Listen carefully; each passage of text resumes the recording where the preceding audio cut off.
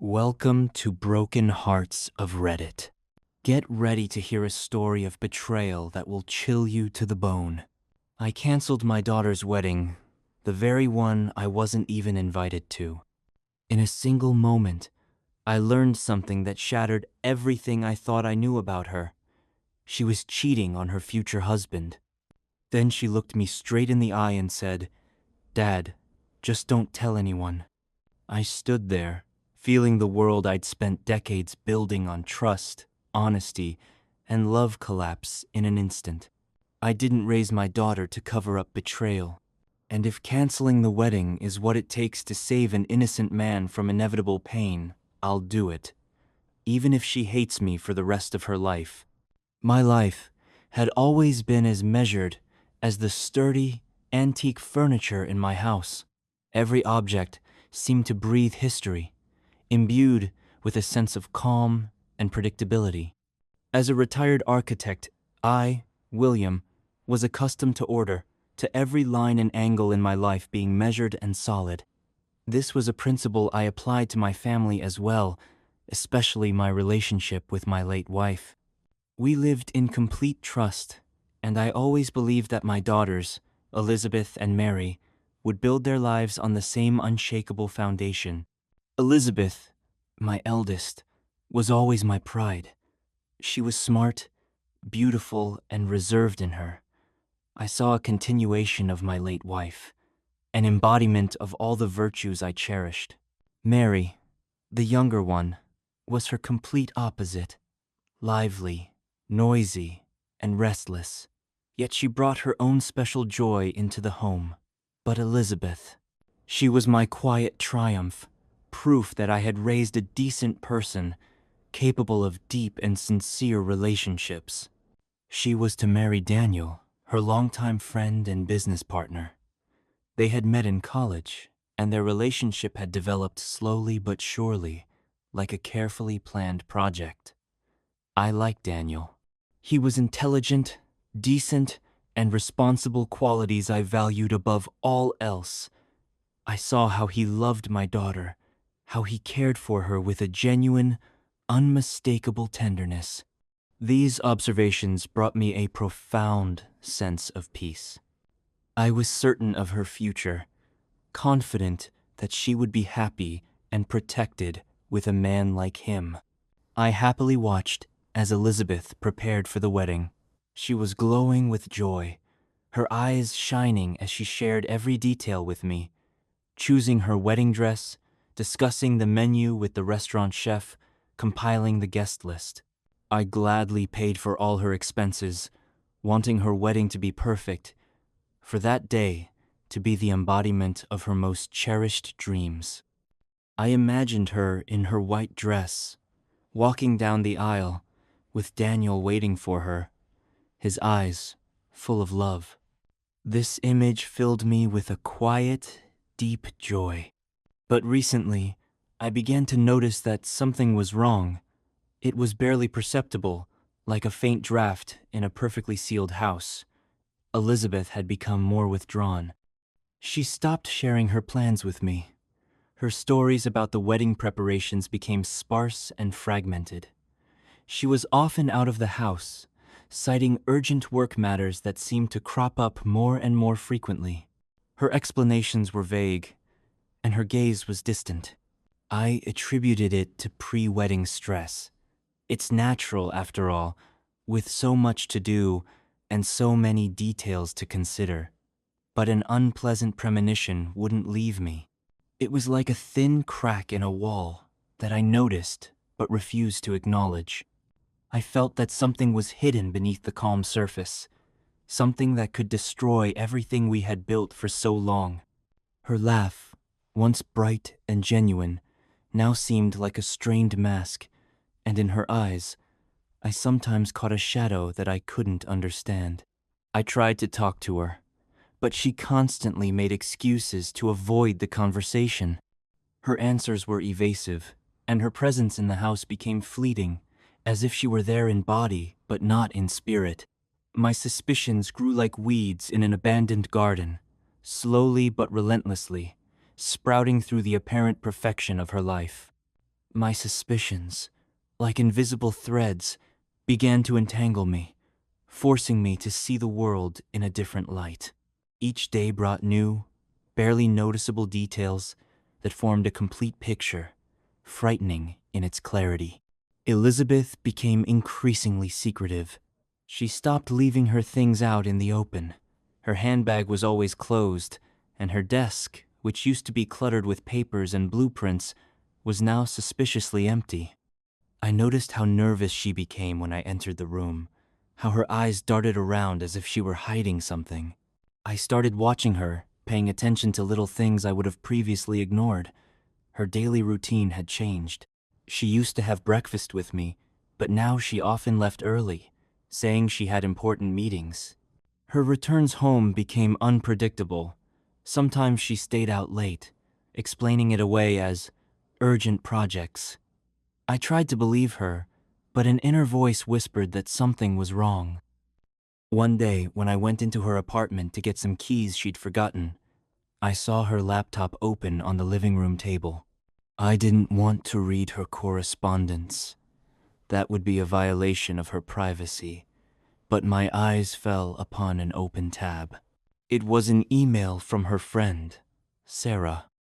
I didn't think much of it until I saw a line that flashed on the screen like lightning in a dark sky. "Are you sure you want to go through with this? You still have time. I know you're still thinking about James." I didn't know who James was.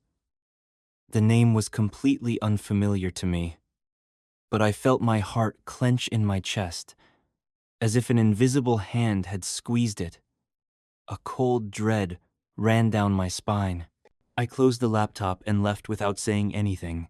I tried to convince myself that it was just pre-wedding jitters, that it meant nothing. Maybe James was an old friend or a colleague she had some unfinished business with. I clung to these thoughts like a life raft in a stormy sea. But that unpleasant feeling wouldn't leave me alone. It was like a splinter under my skin, constantly reminding me of its presence. I felt that behind her calm demeanor, her strained smile, and her evasive answers, something far more serious was hidden.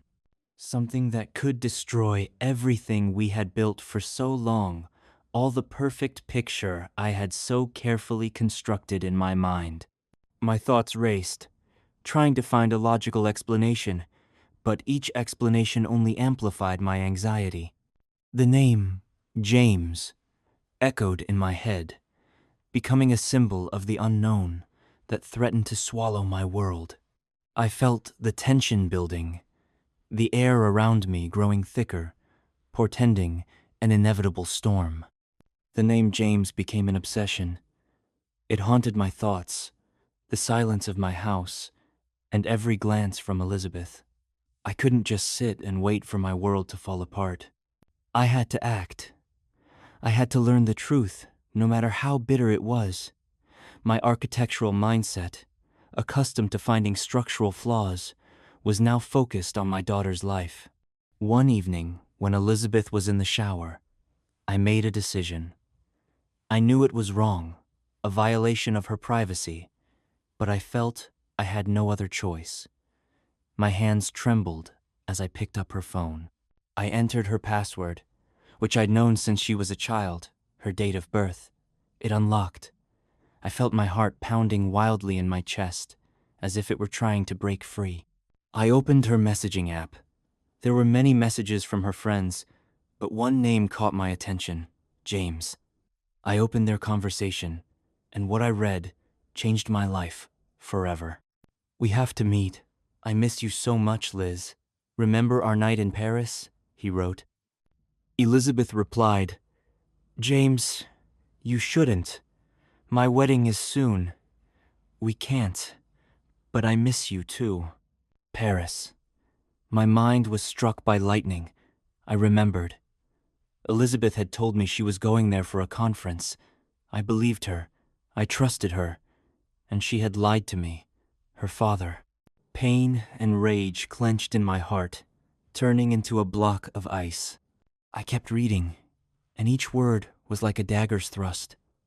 Their correspondence was full of ambiguous hints, memories of a shared past that, it turned out, was much deeper than I could have ever imagined. And, worst of all, plans for the future. They were going to meet the next day at the cafe where they had first met.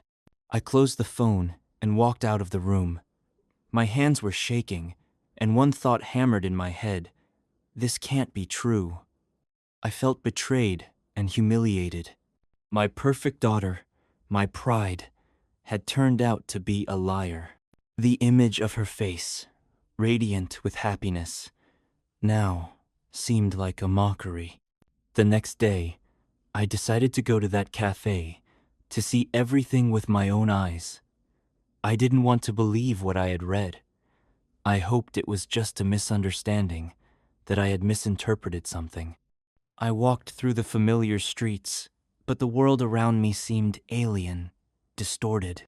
But when I saw Elizabeth sitting at a table with a young, handsome man, my heart shattered into 1,000 pieces. He was holding her hand, and she was looking at him with a love, a tenderness that I had never seen in her eyes when she looked at Daniel.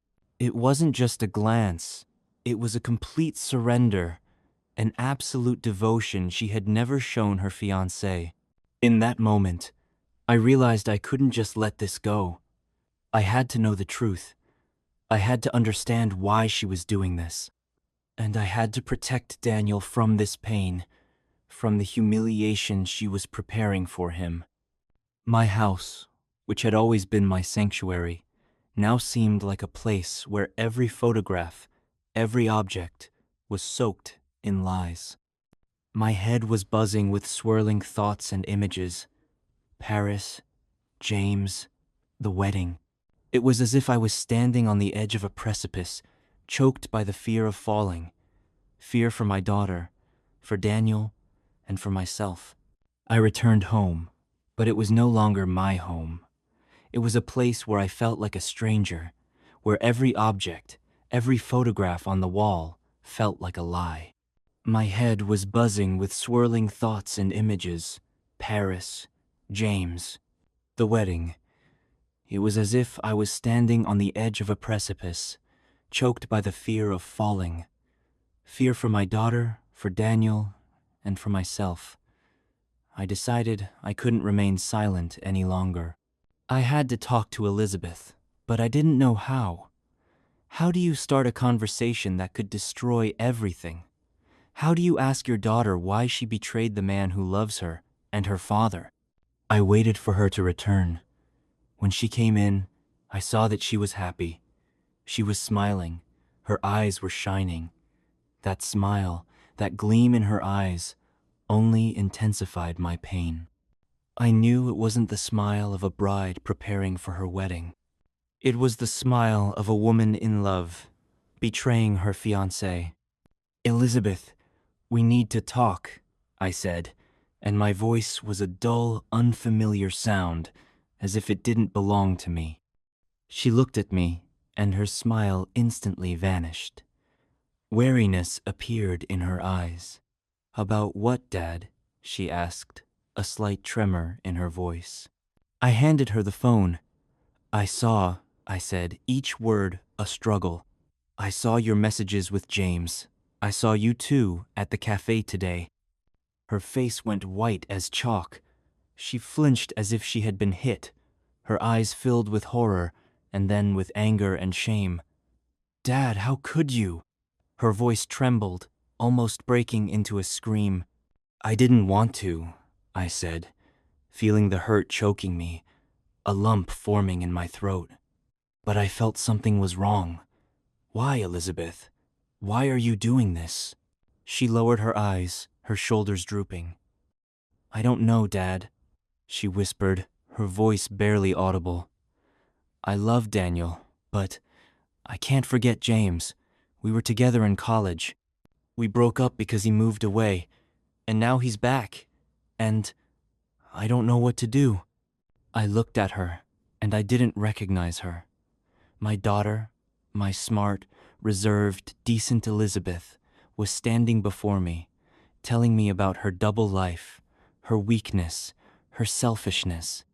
But the wedding is in 2 days, I said, and my voice sounded like a final judgment. Do you think you can just marry one man while you're in love with another? She started to cry. They weren't tears of remorse, but of desperation and fear. No, Dad. I don't know. I don't know what to do. I'm scared. I'm scared to lose Daniel. But I can't let go of James either. Please, Dad, don't tell anyone. I'll figure it out myself. In that moment, I felt helpless. My daughter was asking me to become her accomplice, a silent witness to her betrayal. She hadn't even invited me to her wedding, which I had paid for, and now she was asking me to be quiet. I didn't know what to do. I wanted to protect her, but I also wanted to protect Daniel, whom she was betraying. I spent the night sleepless, thinking about what to do. My thoughts were a whirlwind, pulling me deeper into a vortex of despair. I couldn't believe that my daughter, my own flesh and blood, could be so selfish and cruel. She was asking me to be silent, thereby making me an accomplice to her deceit. I knew I couldn't just let it go. I couldn't let my daughter ruin her life and Daniel's. I had to do something. I had to stop it. But the biggest betrayal for me wasn't even that. The next day, when I tried to talk to her again, she said a phrase that would forever break my heart. Dad, you don't understand anything. This isn't your business. And don't even think about coming to the wedding. My body went numb. I looked at her, trying to grasp the meaning of her words. What? I whispered, not believing my ears. But why? I just decided that, she answered coldly, with no hint of regret in her voice. It's my wedding, and I want everything to be the way I want it. My hands were shaking with anger. I had paid for this wedding, for her dream, for her future, and she, my daughter, didn't invite me. She had humiliated me, trampled on my trust and love as if they were nothing. In that moment, I knew I couldn't stay silent anymore. I couldn't allow this lie to continue. I couldn't let her do this to Daniel, to the man who loved her. I had to protect him. I had to protect my honor, my dignity, my love. I decided to act. It wasn't revenge. No. It was a desperate desire to restore justice, to protect an innocent person, and to reclaim a shred of my own dignity. I would simply cancel everything. The wedding that I had paid for, the one she had been so looking forward to. I would quietly cancel everything behind her back, just as she had quietly canceled my role in her life, my presence, my love. I started calling all the venues, the restaurant where the ceremony was to be held, the catering company that was handling the food, the musicians, the florists. I told them the wedding was canceled due to family circumstances. My hands trembled as I canceled her dream, her future, which she had so carelessly thrown away. Each call was like a hammer blow against fragile glass, shattering an illusion. When I finished, I felt a strange sensation, not relief, but emptiness. I had destroyed my daughter's dream, but I did it to protect her from herself, from her selfishness that could have led to even greater pain. I did it to protect Daniel from the heartbreak she would have caused him, and I did it for myself so that I would not become an accomplice to this lie. That night, I called Daniel. It was the hardest phone call of my life. I didn't know how to start the conversation, how to find the words without hurting him too much, but I knew I had to do it. Daniel answered the phone with a happy, slightly excited voice. He spoke about the upcoming wedding, about how happy he was, how much he loved Elizabeth. Each of his happy sighs was a blow that pierced me through, reminding me of his innocence and what I was about to destroy. Daniel, I began, and my voice was hoarse, as if from a long silence, as if I hadn't spoken in an eternity. I'm so sorry, but I have to tell you something. I told him everything. about the messages with James, about the meeting at the cafe, about how Elizabeth hadn't invited me to the wedding. I spoke, and Daniel was silent. I could hear his breathing on the line, heavy and broken. It felt as if I could hear his heart breaking into pieces, like fragile porcelain falling on a stone floor. When I finished, he said only one word, "Thank you," and hung up. That simple thank you was heavier than any shout, any rage. It spoke of his dignity, his pain, and his understanding. I sat in the silence of my room, and my eyes were full of tears. I wasn't sobbing. I just stared into the void, and the tears streamed down my cheeks, hot and silent.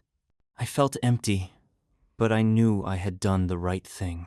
I couldn't allow that lie to continue. The next day, I couldn't settle down. I walked around the house like a ghost, and I knew that something terrible was about to happen, and it did. In the evening, Elizabeth called me.